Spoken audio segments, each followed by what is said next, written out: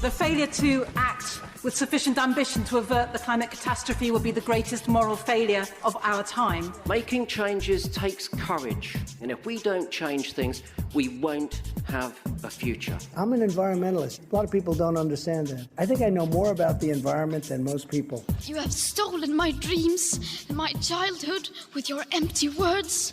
Change is coming, whether you like it or not. Zero carbon. East off. Hello and welcome to Zero Carbonista, Series 2, The Manifesto. I'm Ian Collins. This is the go-to podcast for all matters environmental. If it's on the green list, you'll find it here. Each week we focus on the breaking and emerging stories on the climate change agenda. There could be little doubt this is the most serious and pressing matter on planet Earth right now. Front and centre of the proceedings, of course, is the entrepreneur and environmentalist Dale Vince, often referred to as an accidental businessman, once a New Age traveller with a ton of dreams, now the owner of Ecotricity, the world's first green energy company. He's also the chairman of Forest Green Rovers, those dreams firmly a reality. And can we start with a bone of contention, Dale, if that's all right, if you don't mind? Because you and I, we record this every Friday morning, and it goes out literally right hot off the press, the fastest released podcast in the world, I'd like to think. And we normally record this about sort of 11 a.m.-ish, half 10, 11. I'm dragged out the bed this morning at like 6 by your team of handlers saying, Collins, we need to do this quick and we need to do it early. What's the urgency? Well, something really big today. We've been cooking this story up for quite a while, something we've been working on for about 7 years. And it hit the media this morning. And I mean, it's a mad idea. Should I tell you about it now, Ian? Tell us more. Yeah, so what is it? I know it involves jewels. Yeah. So about 10 years ago, I was thinking about geoengineering, the idea of tweaking the environment on a planetary scale to suck carbon out of the atmosphere and fight the climate crisis. And it occurred to me that actually getting carbon out of the air is a good thing, but it's only half the battle. What you've got to do is lock it up into a permanent form of carbon. And I thought the most permanent form of carbon known to mankind is a diamond, and immediately thought, wow, wouldn't it be incredible to take carbon out of the air and make a diamond with it? About 7 years ago, we started on an R&D journey to do just that. 2 or 3 years ago, we began to make actual stones, and today we released the story and we unveiled Sky Diamonds to the world. Let me just check. Is this April the 1st or something? What's going on here?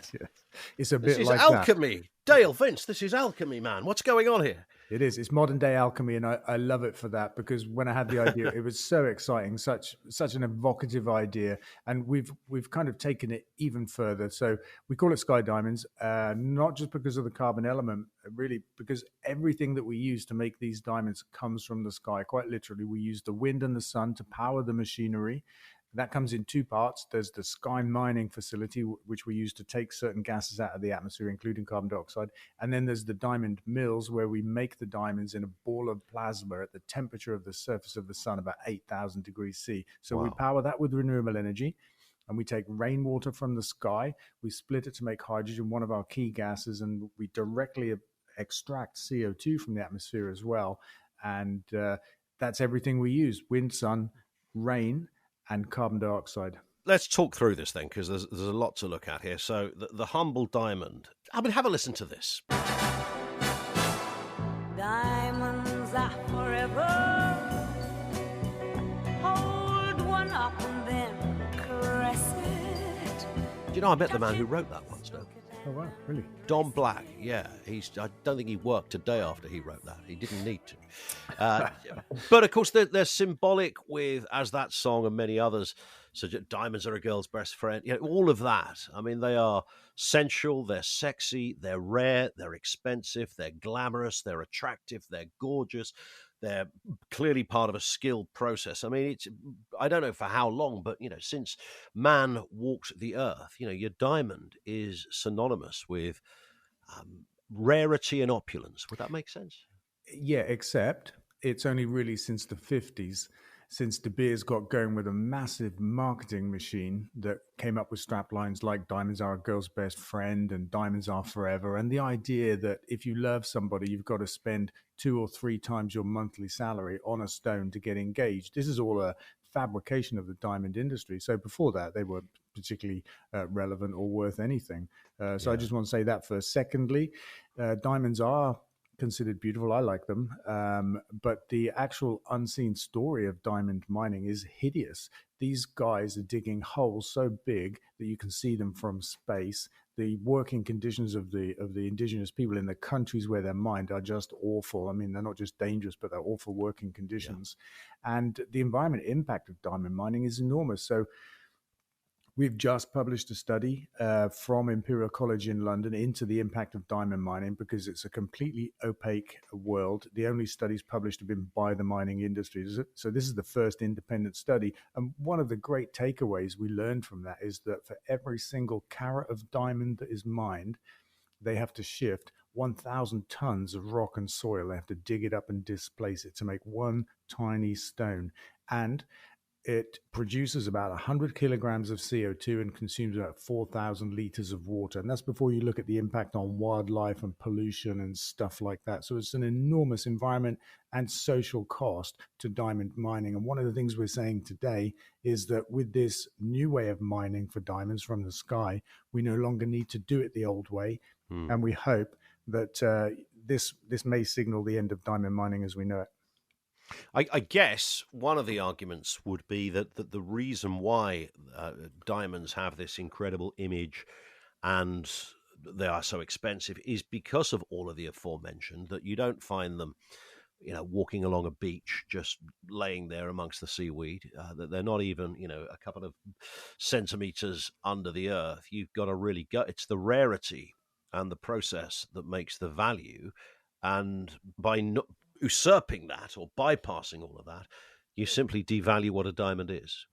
Yeah, I don't buy that. I think there certainly is a lot of effort and cost that goes into mining diamonds, but the price of them is it's artificial. It's detached from that. And, inherently diamonds aren't worth anything. So, we're not undermining them. The value of a diamond is absolutely a product of marketing. De Beers have done an incredible job, as I say, since the 50s, to make these really wanted pieces of stone. Before that, they weren't particularly. But like all markets, it's a function of demand and supply. And if you make people want something, then they'll pay for it. And you can choose a price at which people are willing to pay enough that you can afford to make them, and so on and so on. It's just another market. But we're taking a very high tech 21st century approach to this. And one of the things I love is that our facility, the air coming back out into the atmosphere from our chimney is cleaner than the air that we bring in. And I think that's an industrial first, and is exactly the kind of industry we need in the 21st century to fight the climate crisis, to fight all these big sustainability issues, and actually enable us to carry on living the way that we like to live. It's one of the big myths of green living that we have to give stuff up. We don't see it that way, as whether it's in football or in energy or in cars. Our argument is that actually it's just a different and better way to live. And diamonds for us is just a new frontier. I was trying to work out, you've had lots of ideas over the years, and some have worked out brilliantly. Others you've kind of left on the shelf to perhaps come back to. I'm just trying to imagine the moment where you kind of like laid on a druid's hill smoking something you shouldn't have been, thinking, I wonder if I can get diamonds out the sky. It's not a thought that really crosses many people's minds other than, I don't know, David Copperfield or something. Yeah, look, I have a mind that doesn't sit still. I'm thinking all the time, and this was just one of those random thought journeys from geoengineering to locking up carbon to diamonds are the most enduring, the hardest form of carbon known to mankind, and that's how I think. I think about stuff in a constantly for one thing, but also in a different way, I think, to a lot of people. I would say that I'm not neurotypical. Sure, and that's a huge strength, of course, and something like this. Having the idea and saying, well, the concept, kind of, grabbing the carbon from the air, that this is all natural stuff, as long as you can get the process to be environmentally considerate when you're putting it together. I can get the theory, but to get to where you are today, this would have involved building, reinventing certain applications to the engineering process. Have you got a huge laboratory knocking this stuff out now? Not huge, no. and a small team of people. And, I think we've done pretty well, but we've pulled together bits of cutting edge tech from different sectors, and we've combined it in a novel way. We've got global patents on the process, although, we actually want to spread this idea. One of the things I also love about this is it's a bit like, probably cue for the book Bugle, but it's a bit like... Here it comes. There it is. It's a bit like renewable energy. So in the book, I talk about how renewable energy democratizes energy because it isn't just located geographically in certain parts of the world, like the Middle East, for example. Every country in the world has access to the wind and the sun. And so it can free every country in the world from the global market for fossil fuels, which is rigged openly by OPEC and others, and which is denominated in dollars, which is difficult if you're not America. And diamond mining from the sky is just the same, because we can make diamonds like this in any country of the world. At the moment, they are majorly found in Africa, Russia, and Canada, let's say, for example. So they're geographically restricted in the same way that oil and gas is. And so we can democratize the diamond industry this way as well. So the process, in layman's terms, again, Dale, you take the carbon from the sky that's naturally there. That goes into a tube with something else. It sits there, crystallizes, morphs, grows, whatever, and a diamond is produced. Is that how you'd explain it in Fisher-Price terms? In Fisher-Price terms, I think that'd do the job very well. When I woke up this morning, this story is, you are all over not just the British, but global media on this story. And big piece in The Guardian about that, big piece in the Daily Mail. And if ever you want bringing slightly down to earth, Dale, I know your shoulders are broad, so you don't care. Don't read the Daily Mail story, read the comments on the Daily Mail story, because that's where this is humour that, the greatest comedic writers could not put together. So do you want a couple of these? Shall I fire a couple of Yeah, go on, hit me with them. Here's one from After Dark, says, just how eco-friendly is this? Keeping a furnace running at 8,000 degrees for 2 weeks using vast amounts of electricity to heat it? I think that was the kind of anger that was employed when writing it. So, you've kind of explained that at the beginning. It is eco-friendly. Just reiterate why. Yeah, these diamond mills are really quite small, compact machines. The plasma ball isn't much bigger than I'm sat here holding my two hands together with my fingers open. It's not much bigger than that, like a small loaf of bread. They're very efficient. They actually use a surprisingly small amount of electricity. And of course, we take that all from the wind and the sun anyway. So it's renewable and entirely clean. So, that one's a little bit wide of the mark. This one in from Benekra, who says, all lab-grown diamonds are easily identified and are considerably less valuable than their natural diamonds, which you've kind of touched on. You're not disputing that. But that's actually not quite true. Lab-grown diamonds are, maybe they're selling at maybe 20, 30% discount to market for the mined diamond, but not always, actually. They can be quite closely priced. I don't know if all lab-grown diamonds are marked as lab-grown, but we're gonna mark ours as sky-grown because we don't want them mixed up with the dirty mined diamonds, and that kind of flips the normal narrative on its head, where the mined industry have been calling for lab-grown diamonds to be marked to avoid confusion for a long time. But we want to mark ours to avoid confusion because we don't want anyone to think that they've been dug out of the ground and made with all of those awful consequences. Somebody here says this has been done before, even by De Beers. Is that true? No, I think what they're referring to is lab-grown diamonds. That's been something, it's been possible for probably a couple of decades, but for industrial-grade diamonds and jewelry-grade has become possible, particularly in the last, I would say, 5 years, or maybe a little bit longer, pretty much in parallel to the development of sky diamonds. And there are half a dozen companies in the world now that are making them in a lab. De Beers actually is included. They make them in Oxford in England. And I think that's quite ironic and tells you everything you need to know, that the biggest diamond mining company in the world, the company that controls the market, manipulates the market, I would say, is actually making them in a lab as well. This one from a Liverpool fan who says, all that energy to make bling and himself rich. How eco-friendly is that? Well, if I get rich enough, I'll buy a club as big as Liverpool. You've almost got one. Somebody here called Joni says, love the jacket, Dale. Where'd you get that from? That's a reference to the photograph that accompanies the piece Yeah. in a couple of the pictures. That's a super popular jacket. Every time I appear on social media on it, it gets that kind of comment. Plus the other kind of comment, which is, "What are you doing wearing fur?" Because apparently it looks realistic. I wouldn't know because I don't actually know what fur looks like. But it's a jacket I got from an equestrian shop, so it's like from the world of horse riding. I just liked it, and so there it is. I think it's Holland and Cooper for anybody that's brand aware. Okay, that's good to know for fashionistas listening to this. What next, Dale? Gold, says somebody here. Yeah, well, this is what I love about it. The fact that it is alchemy, turning thin air into stones. I don't think there's gold in the atmosphere, so it won't be quite that. But, who knows? Somebody said, why not make graphene?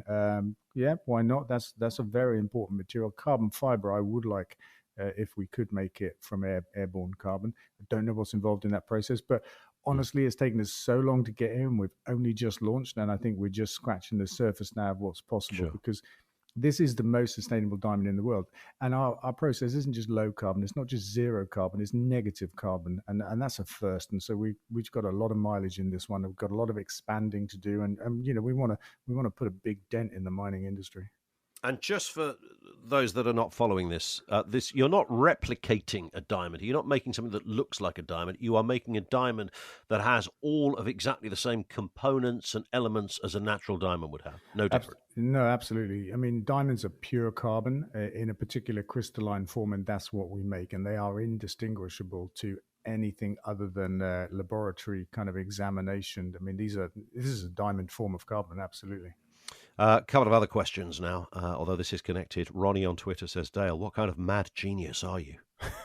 It's interesting. Last week we talked about the fact that you might be becoming a lawyer because of your legal cases against the government. And now you're a diamond dealer. What's going on here? Yes, lovely. It's like Mr. Ben every week, Dale. I like it. I never watched Mr. Ben, actually. You missed out. You missed out. There is a genius to this. I mean, the madness genius kind of borderline thing. Yeah. But this is, it's game changing, and things only change because people have the idea and the desire to change them. Yeah, it is a mad idea. I always thought so from the get-go. And the handful of people I've told over the years about it have all looked at me in the same way, kind of slightly vacant. Did they mishear me? Or am I joking? Or have I just gone, maybe slightly crazy? It's been like that. And even yesterday when we were pumping out the press release to the world's media, we got a bunch of kickback from media outlets. I think the Times was the worst, saying, yeah, we don't believe it, actually. We're like, what, seriously? Nice. We would make this up? But I understand it because it is such an improbable idea. That's partly why I love it, I think. Yeah, you built your first windmill in the mid-90s. I sort of have a vision when that was going up of somebody sort of standing there, one man looking at saying, you never get that to turn. I can imagine, that sort of cynicism is kind of, it's a proclivity that some people carry around with them, perhaps. Maybe it's a natural thing, and that's why people like you are able to counter it with something that does. Yeah, I have encountered it all my life. Building that first windmill was a great example because nobody thought it was possible. I didn't know anybody else except my original partner, the guy who owned the land. He was the only other guy that thought it was going to happen. And it's been the same with a lot of other stuff: cars, electric highway. When you break new territory, when you push the boundaries or create new boundaries, that's just the way it is. It's human nature to say, "Oh yeah, but it'll never work, will it?" Yeah. And a classic I find is people saying, "If it was that easy, it would have been done already." And I find that so illogical because by definition, something always gets done for the first time by somebody. Yeah, of course it does. And again, it's worth re-emphasizing the point here. Underlining all of this isn't the desire to become a diamond dealer. The fact is you've fundamentally and monumentally changed the process of something that has manifestly huge implications environmentally speaking. So that predominantly is where it goes back to. Yeah, it's a couple of different things for me. This green revolution that we need is about doing things differently. It's about living the kind of lives that we want to have, but in a different way. Whether you're talking burgers, cars, or football, for example, is about doing things differently. And the diamond mining industry is a big, dirty industry, like the oil and gas industry, that we have to transition away from. In that case, to renewable energy. So what we're setting up here is an alternative to the diamond mining industry, but it's a great example of 21st century industry. using technology to help solve a climate and sustainability issue, and at the same time make something that we like to have. We're taking something we have too much of, carbon in the atmosphere, and turning it into something that we quite like to have, diamonds. Now, here's a question from Chris, who emailed zerocarbonista@ecotrisity.co.uk. This is back to the book again. And there's the bugle. I've ordered a copy of Manifesto. I want to know if you'll write anything for the dedication like your website says. And by the way, he's actually asked if you could write, Chris, thanks for teaching me everything. That's brilliant. I wasn't aware that we said we would write absolutely anything. Certainly we didn't mean it in that way. But I mean, that's humorous. Maybe, I don't know, maybe I'll do it for a joke. I'm not really sure. But then I have to think about it, Chris.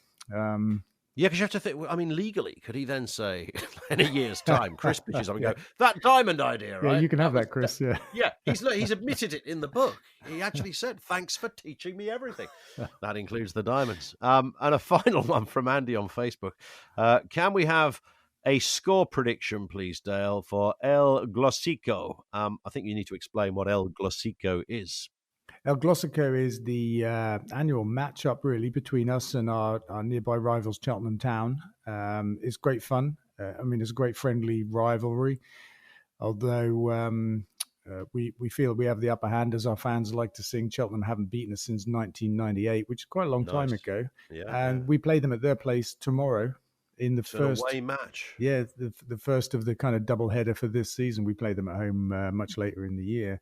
So that's quite exciting. And then on Sunday, we've got a bonkers story for World Vegan Day. I can't let it go here, but I mean, it's just like fun and big and slightly eye-popping.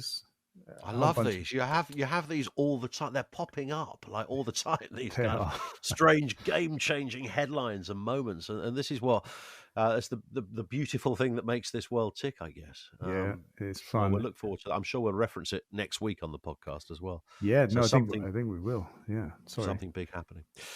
Dale, you've got a day of it. I know you. This is just the first of many. You've been speaking to the world's media. You're about to carry on doing the same thing. Have a good one. Don't lose your voice. We'll speak next week. Yeah, pleasure. Thank you, Ian. I'll speak to you later on Talk Radio.